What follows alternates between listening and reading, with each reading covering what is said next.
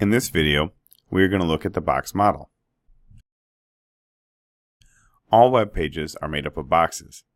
In the example shown, we have a basic web page. If we look at the page, we can see that it is really made up of a bunch of boxes. Each block level element is basically a box type structure that has three parts. The padding is the distance between the content and the border. The border divides the padding from the margin. The margin creates distance around an element. Let's see an example of each. The paragraph element has some text and padding added to it. You can see the padding is highlighted as light green, and the content area, where the text is blue. Now I've added a border. The padding helps keep the content from being right up against the edge of the actual paragraph element. If I remove the padding, you can see the text is up against the border, which does not look so good. The border will always surround the element and separates the padding from the margin.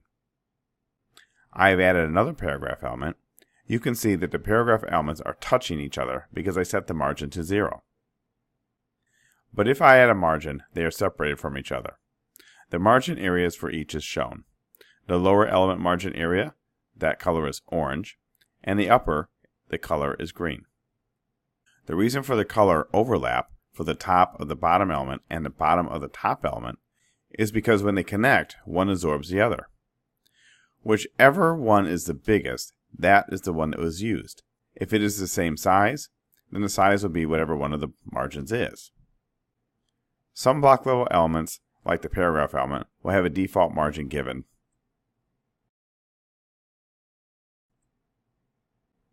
So to recap, the padding is the distance between the content and the border.